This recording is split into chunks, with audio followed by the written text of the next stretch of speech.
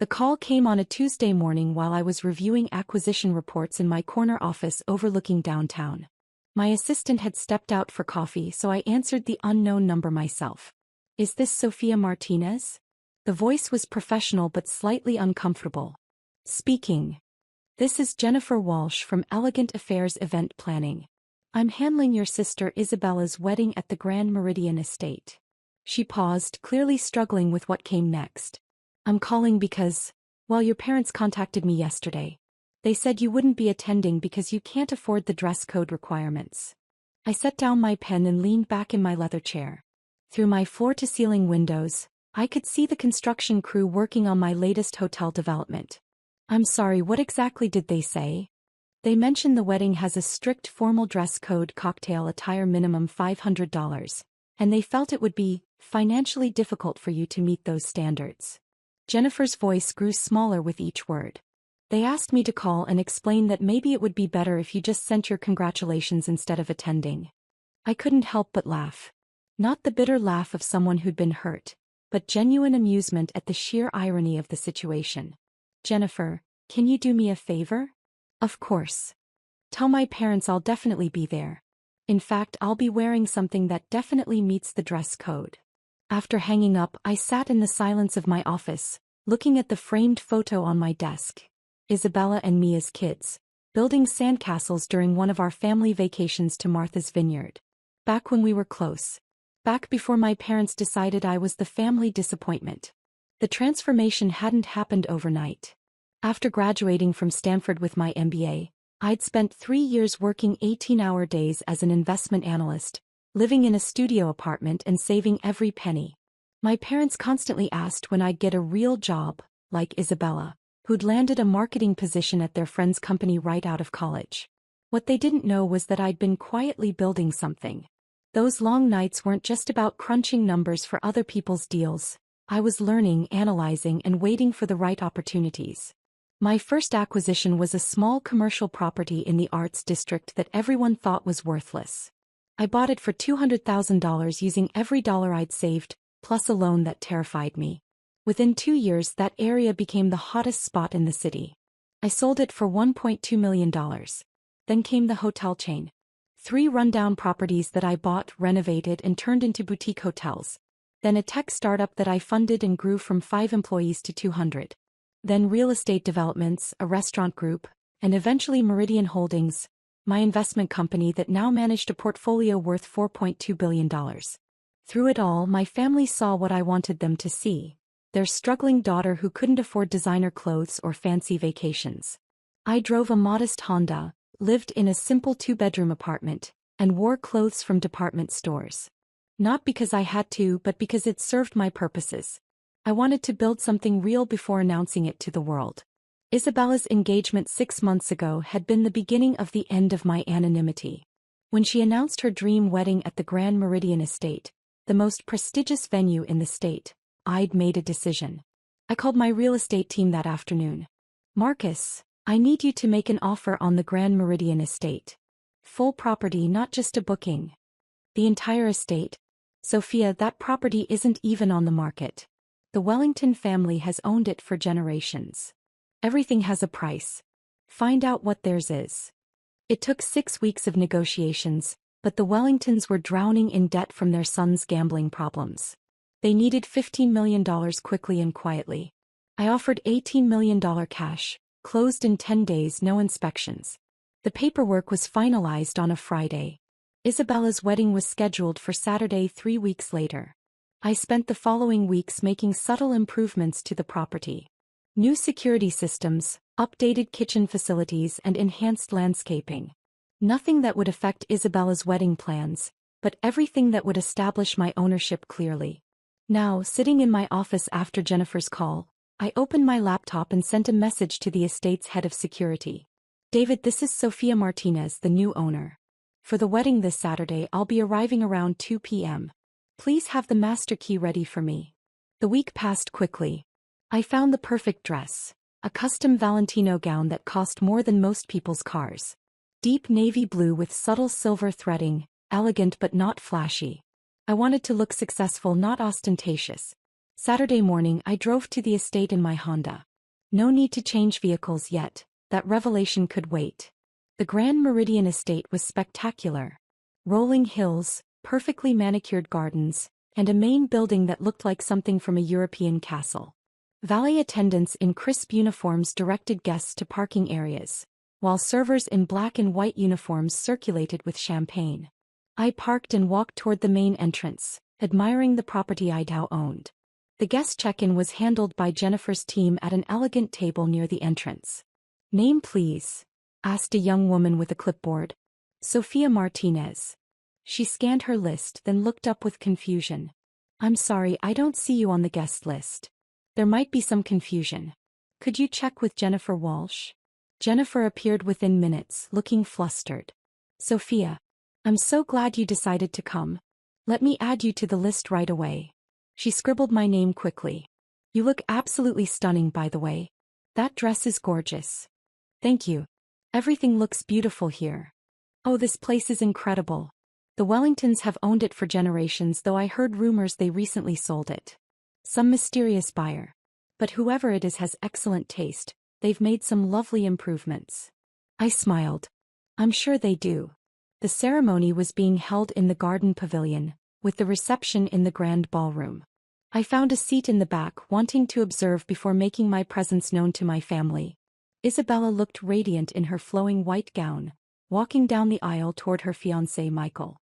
My parents sat in the front row, my father in his best suit, my mother in a dress I recognized as the one she'd worn to my cousin's wedding last year. The ceremony was beautiful, though I noticed my parents kept glancing around, probably looking for me and wondering if I'd actually show up. During the cocktail hour, I mingled with other guests, most of whom I hadn't seen in years. Extended family, Isabella's college friends, Michael's relatives. A few people recognized me and made small talk about what I'd been doing with my life. "Oh, Sophia. I haven't seen you in ages," said my Aunt Carmen. "Your mother mentioned you're working in finance now?" "Something like that." "Well, you look wonderful. That dress is stunning, very expensive looking." Before I could respond, I heard my mother's voice behind me. "Sophia? I can't believe you actually came." I turned to face Maria Martinez, my mother, who was approaching with my father Roberto close behind.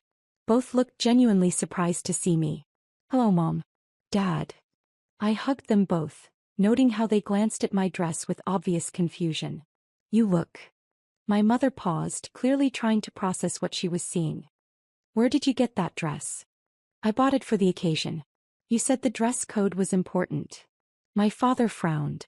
"Sophia, that dress looks very expensive. Please tell me you didn't go into debt for this wedding." "Don't worry about my finances, Dad." "But we worry about you," my mother said, lowering her voice. "Living in that tiny apartment, driving that old car. We just want you to be realistic about money." Before I could respond, the wedding coordinator appeared at my side. "Excuse me, are you Sophia Martinez?" "Yes. The head of security needs to speak with you. Something about the keys." My parents looked confused as a distinguished man in a dark suit approached our group. "Ms. Martinez? I'm David Chin, head of security for the estate. I have the master key you requested." He held out an elegant silver key on a custom keychain. I took the key while my parents stared in bewilderment. "Thank you, David. Everything looks perfect today." "Thank you, ma'am. If you need anything else, just let me know." As David walked away, my parents stood frozen, staring at the key in my hand. "Sophia," my father's voice was barely a whisper. "Why does the head of security have keys for you?" I looked at the key, then at my parents' confused faces. Around us, the cocktail hour continued with guests chatting and laughing, unaware of the drama unfolding. "Because 3 weeks ago I bought this place." My mother's champagne glass slipped from her hand, shattering on the stone patio. "You what?" "I purchased the Grand Meridian Estate. Isabella's wedding is being held at my property." My father grabbed my arm. "Sophia, this isn't funny. This place is worth millions. 18 million to be exact. That's what I paid for it." "But, how? Where would you get that kind of money?" Other guests were starting to notice the commotion. I could see Isabella and Michael in the distance, still taking photos but glancing our way with concern. "The same place I got the money for everything else I've been building over the past 5 years.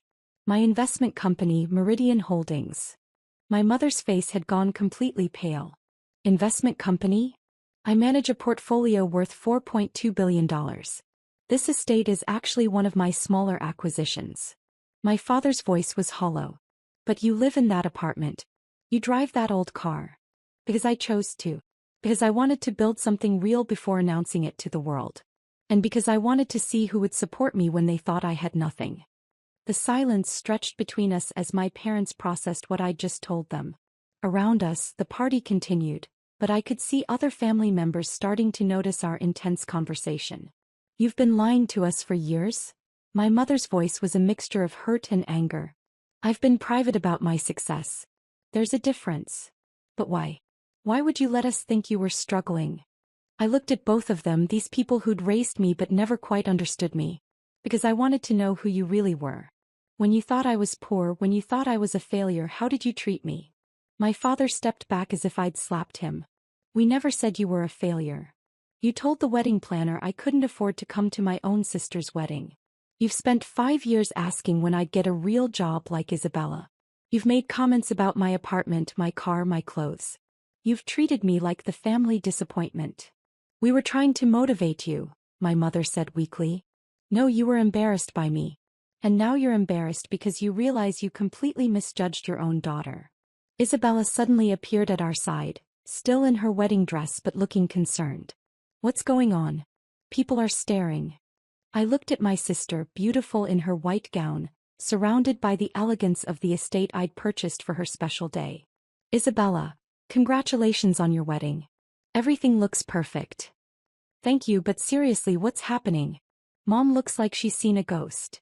I was just telling Mom and Dad that I own this place now. Isabella laughed. Very funny, Sophia. But seriously, what's wrong? I held up the master key. I bought the Grand Meridian estate 3 weeks ago.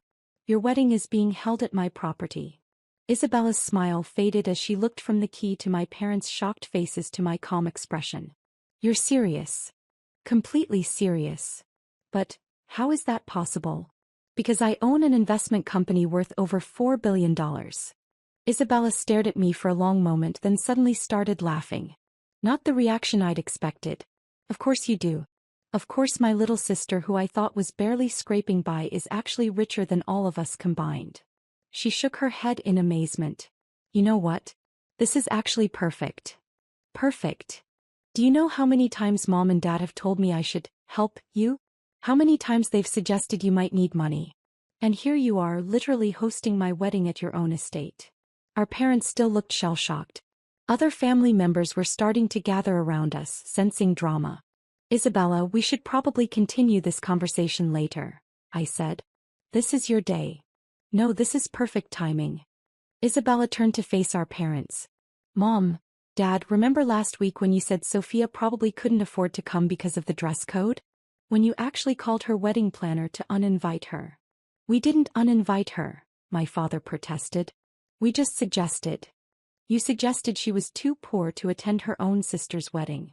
At the venue she owns. The irony wasn't lost on anyone in our growing circle of family members. I could see my Aunt Carmen, my Uncle Jorge, and several cousins listening with fascination. My mother found her voice again. Sophia, if you have all this money, why haven't you helped the family? Your father's been struggling with the restaurant. This was the moment I'd been dreading and anticipating for years. Help the family how, Mom?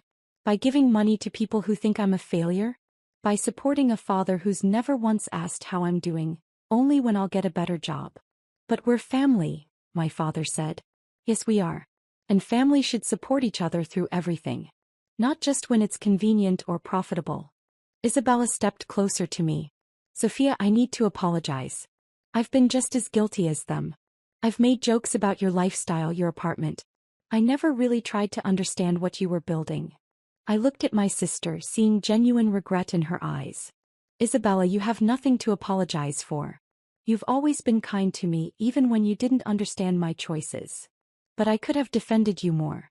I could have told Mom and Dad to stop making those comments. Our conversation was interrupted by Michael, Isabella's new husband, approaching with a confused expression. Babe, the venue coordinator wants to know if we need to sign any additional paperwork about the property transfer? Property transfer? my father asked. I sighed. I may have made some changes to the booking agreement. What kind of changes? Isabella asked. Well, since I own the property now, I've upgraded your honeymoon suite to the master residence, added the private chef service for the entire weekend, and included full use of the spa facilities. Isabella's eyes widened. Sophia, that must have cost. It's my wedding gift to you. Both of you. Michael looked completely lost. I'm sorry, but did someone just say you own this place? Michael, meet my sister Sophia. Apparently, she's a billionaire who just bought our wedding venue. Michael blinked several times. I'm sorry, what? The situation was becoming almost comical. Here we were at one of the most elegant weddings I'd ever attended, and the bride was explaining to her new husband that her supposedly poor sister actually owned the entire estate. Look, I said, addressing the growing group of family members. I know this is confusing and probably feels like some kind of betrayal, but I want everyone to understand something. I never lied about anything. I just didn't advertise my success. My cousin Diego stepped forward. Sophia, are you saying you've been secretly rich this whole time? I'm saying I've been building a business empire while everyone assumed I was failing because I didn't drive a luxury car or live in a mansion. But why keep it secret? Asked my Aunt Carmen. I looked around at all these faces, family members who'd known me my entire life but never really seen me. Because I wanted to know who would love me when they thought I had nothing to offer. The weight of that statement settled over the group. Even the party noise around us seemed to fade. My mother stepped forward, tears in her eyes. Sophia, we've always loved you. Have you? Because it's felt like you've been disappointed in me for years. Like you've been waiting for me to become someone different. We just wanted you to be successful. I am successful. I've been successful for years. But you couldn't see it because it didn't look like your definition of success. Isabella suddenly grabbed my hand. Sophia, I need to ask you something and I need you to be completely honest. Okay. Did you buy this place just for my wedding? I hesitated, then decided on complete honesty. Partly. When you told me this was your dream venue, I wanted to make sure your day was perfect. But I also wanted to make a point. What point? That the daughter you've all been treating like a charity case actually has the power to make your dreams come true. The silence that followed was broken by slow clapping. We all turned to see David, the head of security, approaching with a small group of staff members. Excuse me, Ms. Martinez, David said. The staff wanted to express their gratitude. When the Wellingtons owned this place, we were constantly worried about layoffs and budget cuts. Your management style has been completely different. How so? Isabella asked. David looked at me for permission to continue. I nodded. Ms. Martinez gave everyone a 20% raise, improved our health benefits and set up a college fund for our children. She's also invested in updating all our equipment and facilities. I could see the surprise on my family's faces. This wasn't just about money, it was about how I chose to use it. That's really wonderful, my mother said softly. The point is, I said, I've been successful in ways that matter. Not just financially but in how I treat people, how I build things, how I make decisions. But none of you saw that because you were too focused on the external markers of success. My father, who had been quiet for several minutes, finally spoke up. Sophia, I owe you an apology. We all do. Dad. No, let me finish. You're right. We've been judging you based on superficial things. We've been treating you like you needed our help instead of recognizing that you were building something amazing. Isabella squeezed my hand. Sophia, can I ask you to do something for me? Anything. Can you forgive us? Not because we deserve it, but because I want my kids to know their amazing aunt. I want them to learn from you. I looked at my sister, radiant in her wedding dress, asking for forgiveness at what should be the happiest moment of her life. Then I looked at my parents, both of them looking older and more vulnerable than I'd ever seen them. Of course I forgive you. You're my family. The group hug that followed was interrupted by the wedding coordinator announcing that dinner was about to be served. As we walked toward the grand ballroom, Isabella linked her arm through mine. So, what other surprises do you have? Do you own a private jet too? I grinned. Actually. Oh my God, you do. I might have arranged for you and Michael to fly to Tuscany tomorrow in something a little nicer than commercial. Sophia Martinez. Isabella stopped walking and stared at me. You bought us a honeymoon in Italy. I bought you a villa in Tuscany. The honeymoon is just the first visit. Isabella's jaw dropped. You bought us a villa? Consider it a wedding present that keeps giving. Michael, who had been quietly processing everything, finally found his voice. Sophia, I don't even know how to begin thanking you. By taking care of my sister and letting me be part of your lives. The real part, not the version you thought you knew. As we entered the ballroom, I saw the estate in its full glory. Crystal chandeliers, elegant table settings, and views of the gardens through floor-to-ceiling windows. It was everything Isabella had dreamed of, and now it was hers to enjoy forever. During dinner, my father stood up to give a toast. I want to say something about my daughter Sophia, he began, his voice carrying across the room. For years I thought I knew who she was. I thought I understood her choices and her life. Tonight, I learned that I was wrong about everything. He paused, looking directly at me. Sophia has built something extraordinary, not just in business but in character. She's generous, thoughtful, and wise in ways I'm only beginning to understand. And she's done it all while showing grace to a family that didn't always show grace to her. The applause was warm and genuine. As I looked around the room, at Isabella glowing with happiness, at my parents looking proud, at extended family members who were seeing me with new eyes, I realized something important. The money had never been the real goal. The business empire, the properties, the investments, they were all just tools. The real goal had been to build something that mattered, to create value, to make a difference. And sometimes, that meant revealing who you really are at exactly the right moment. As the evening wound down and guests began to leave, Isabella found me on the terrace overlooking the gardens. Sophia, I have to ask. What happens now? What do you mean? With us? With the family? Does everything change? I considered her question. Some things will change. I'll probably be more open about my business activities. I might upgrade from the Honda. We both laughed. But the important things won't change. Like what? Like the fact that you're my sister and I love you. Like the fact that family matters more than money. Like the fact that I want to be part of your life and watch your kids grow up in that villa in Tuscany. Isabella hugged me tightly. I'm so proud of you. And I'm sorry it took me so long to really see you. You see me now.